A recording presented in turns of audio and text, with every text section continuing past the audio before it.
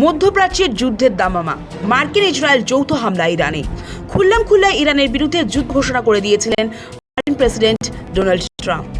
আর এবার পরিণত দেখল গোটা বিশ্ব। মার্কিন ইসরায়েল হামলায় নিহত ইরানের সর্বোচ্চ নেতা আয়াতোল্লাহ আলী খামেনি নিশ্চিত করল ইরানের রাষ্ট্রীয় সংবাদ মাধ্যম। ইসলামিক রিপাবলিকের উপর চালানো এই সামরিক অভিযানের পরেই এই সরকারের স্বীকৃতি প্রকাশ্যে আসে।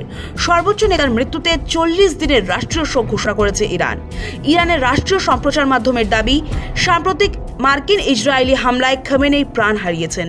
এই ঘোষণা ঘিরে তীব্র চাঞ্চল্য তৈরি হয়েছে আন্তর্জাতিক মহলে। কারণ ইরানের সর্বোচ্চ নেতার মৃত্যু শুধু একটি দেশের রাজনৈতিক ঘটনাই নয়, তা গোটা অঞ্চলের ক্ষমতার সমীকরণ বদলে দিতে পারে। তবে শুধু খামেনিই নন, ক্ষেপণাস্ত্র হামলায় প্রাণ হারিয়েছেন তার মেয়ে, জামাই এবং তাদের সন্তানরাও। তাৎপর্যপূর্ণ বিষয় হলো, ইরানের সরকারি স্বীকৃতির কয়েক ঘন্টা আগেই মার্কিন প্রেসিডেন্ট ডোনাল্ড ট্রাম্প খামেনির মৃত্যুর কথা ঘোষণা করেছিলেন। তিনি জানান, আমেরিকা ইসরায়েলের যৌথ অভিযানে ইরানের সর্বোচ্চ নেতা নিহত হয়েছেন। আমেরিকার প্রেসিডেন্টের এই ঘোষণার পর থেকেই জল্পনা তুঙ্গে ওঠে এবং প্রথমে সেই কথা অস্বীকার করলেও শেষ পর্যন্ত তেহরানের রাষ্ট্রীয় মাধ্যম তা নিশ্চিত করে। মার্কিন ইসরায়েলের যৌথ হামলায় তেহরানে খামেনির অফিস কার্যত ধূলিসাৎ। উপগ্রহ চিত্রই এই ধ্বংসের প্রমাণ। ইরানের ইসলামিক রেভলিউশনারি গার্ড করের সংবাদ শাখার দাবি, খামেনি আত্মগোপন করেননি, তিনি নিজের কাজ করছিলেন। পালানোর ভুয়ো খবর ছড়িয়ে ইরানের বিরুদ্ধে মানসিক যুদ্ধ চালানোর চেষ্টা হচ্ছিল। ইসলামিক রিপাবলিকের বিরুদ্ধে সাম্প্রতিক এই সামরিক অভিযানের মাত্রা ও প্রভাব নিয়ে আন্তর্জাতিক কূটনৈতিক মহলে উদ্বেগ বাড়ছে। খামেনির মৃত্যুর খবর নিশ্চিত হওয়ায় মধ্যপ্রাচ্যের রাজনীতিতে নতুন অধ্যায়ের সূচনা হয়েছে নিঃসন্দেহে। কে এই আয়াতোল্লাহ আলী খামেনি? 1939 সালে ইরানের পবিত্র শহর মাশহাদ শহরে জন্মগ্রহণ খামেনির।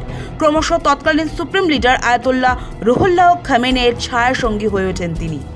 ইরানে তখন শাহ বংশের শাসন। পশ্চিমী দুনিয়া ঘেঁষা রাজবংশের হাত ধরে তেহরানে তখন ইরান বসন্ত। স্বাধীনতার স্বাদ পাচ্ছেন মহিলারা। কট্টরপন্থী মানসিকতা ছুঁড়ে ফেলে পশ্চিমী হাওয়ায় গা ভাসিয়ে তরতরিয়ে এগিয়ে চলেছে ইরান। ইসরায়েল তখন বন্ধু দেশ, কিন্তু কথায় আছে, চিরদিন কারো সমান যায় না। স্বজন পোষণ, দুর্নীতি, বিরোধীদের কণ্ঠস্বর দমন সহ একাধিক অভিযোগে রাজতন্ত্রের বিরুদ্ধে ফুঁসে ওঠে ইরান। পথে নামে আমজনতা। সেই সুযোগে মোল্লাতন্ত্র ফিরিয়ে আনতে সক্রিয় হয় ইসলামিক উগ্রপন্থীরা। মোহাম্মদ রেজা পাহলভি দেশ ছাড়েন 1979 সালে। রুহুল্লাহ খামেনির হাত ধরে মধ্যপ্রাচ্যের এই দেশে প্রতিষ্ঠিত হয় মোল্লাতন্ত্র। সেই সময় তার ছায়া সঙ্গী ছিলেন সদ্যপ্রয়াত আয়াতোল্লাহ আলী খামেনি। 1979 সালের ইসলামী বিপ্লব, যা ইরানের রাজতন্ত্রের পতন ঘটায় এবং গোটা আরব দুনিয়াকে নাড়িয়ে দেয়, সেই তেহরান কেন্দ্রিক ধর্মতান্ত্রিক উত্থানের এক দশক পর 1989 সালে তিনি দেশের সর্বোচ্চ নেতা হন। শিয়া ইসলামী প্রজাতন্ত্রের সর্বোচ্চ নেতা হিসেবে তিনি সরকারের সমস্ত শাখা, সামরিক বাহিনী এবং বিচার ব্যবস্থার উপর চূড়ান্ত কর্তৃত্ব ধরে রেখেছিলেন। নির্বাচিত জনপ্রতিনিধিরা দৈনন্দিন প্রশাসনিক কাজ সামলালেও যুক্তরাষ্ট্র সহ বড় কোনো নীতি তার স্পষ্ট অনুমোদন ছাড়া এগোতো না। পশ্চিমের কট্টর বিরোধী হিসেবে তিনি পরিচিত। দেশের ভিতরে বিরোধী কণ্ঠ কঠোরভাবে দমন করেছেন, আবার আঞ্চলিক একাধিক প্রক্সি শক্তিকে সমর্থন দিয়ে ইরানকে প্রভাবশালী ও ভীতিপ্রদ রাষ্ট্র হিসেবে তুলে ধরার কৌশল নিয়েছেন। সাম্প্রতিক সময় ছিল তার শাসনের সবচেয়ে কঠিন অধ্যায়। ইরানের পারমাণবিক কর্মসূচি নিয়ে যুক্তরাষ্ট্রের সঙ্গে আলোচনার দোলাচাল চলছিল। এই বছরই মূল্যবৃদ্ধির প্রতিবাদে দেশ জুড়ে আন্দোলন শুরু হলে 1979 বিপ্লবের পর সবচেয়ে কঠোর দমনপীড়নের নির্দেশ দেন তিনি। তাদের জায়গা বুঝিয়ে দেওয়া উচিত। এই মন্তব্যের পর নিরাপত্তা বাহিনী গুলি চালায়। রাস্তায় স্লোগান ওঠে, ডেথ টু দ্য ডিটেক্টর।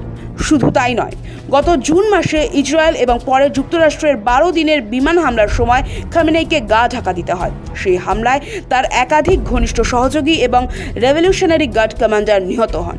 ইরানের গুরুত্বপূর্ণ পারমাণবিক ও ক্ষেপণাস্ত্র ঘাঁটিও ব্যাপকভাবে ক্ষতিগ্রস্ত হয়। 2023 সালের 7 অক্টোবর ইরান সমর্থিত ফিলিস্তিনি সংগঠন হামাসের ইসরায়েল আক্রমণ গোটা অঞ্চলে অস্থিরতা তৈরি করে। গাজায় যুদ্ধ শুরু হয় এবং তারপর থেকে তেহরানের অন্যান্য আঞ্চলিক মিত্রদেরও লক্ষ্যবস্তু করে ইসরায়েল। লেবাননে হিজবুল্লাহ দুর্বল, সিরিয়ায় বাশার আল আসাদের পতন। এই পরিস্থিতিতে আরব দুনিয়ায় খামেনির প্রভাব কমে আসে। অন্যদিকে যুক্তরাষ্ট্র চাপ বাড়ায়। ইরান যেন তাদের ব্যালিস্টিক ক্ষেপণাস্ত্র কর্মসূচি ত্যাগ করে। কিন্তু ক্ষেপণাস্ত্র ইরানের শেষ কৌশলগত ভরসা। এই চুক্তিতে খামেনি তা নিয়ে আলোচনাই করতে অস্বীকার করেন। তার এই অনমনীয় অবস্থানই কি শেষ পর্যন্ত তাকে নিশানা করা বিমান হামলার পথ প্রশস্ত করলো? প্রশ্ন উঠছে। বিপ্লব, ইরাকের সঙ্গে দীর্ঘ যুদ্ধ, যুক্তরাষ্ট্রের সঙ্গে দশকের পর দশক সংঘাত, এই অভিজ্ঞতায় গড়া এক রাজনৈতিক চরিত্র খামেনেই। ক্ষমতা কুক্ষিগত করার ক্ষেত্রে তিনি ছিলেন নির্মম ও কৌশলী। ইরানের জটিল ধর্মতান্ত্রিক গণতান্ত্রিক কাঠামোর উপর তার দখল এমন ছিল যে তার সিদ্ধান্তকে চ্যালেঞ্জ করার মতো সংগঠিত শক্তি কার্যত ছিল না। খামেনেইর মৃত্যুতে ইরানের স্বীকৃতি মেলায় 36 বছরের সেই নেতৃত্বেরই অবসান ঘটল। খামেনেইর মৃত্যুর পর এখন বড় প্রশ্ন হচ্ছে, ইরানে কি তাহলে সত্যিই মোল্লাতন্ত্রের অবসান ঘটবে, নাকি রিজিম চেঞ্জ বা সরকার বদলের মার্কিন ও ইসরায়েলের চেষ্টা কি ব্যর্থ হবে? আবার এক পক্ষের বক্তব্য, আমেরিকা ঘনিষ্ঠ কোনো শাসক ইরানের গতিতে বসে ইসলামী শাসনকে এগিয়ে নিয়ে যেতে পারেন। কেউ ফেলছে চোখের জল, কেউ ফাটাচ্ছে বাজি। খামেনেইর মৃত্যু সংবাদ আসতেই গোটা দেশ দুই ভাগে বিভক্ত হয়ে গিয়েছে। এক ভাগ শোকাহত, তারা কালো কাপড় পরে খামেনেইর ছবি নিয়ে ইরানের পতাকা নিয়ে জমায়েত হয়ে শোক প্রকাশ করেছেন। স্লোগান দিতে শোনা গিয়েছে, death to America, death two Israel.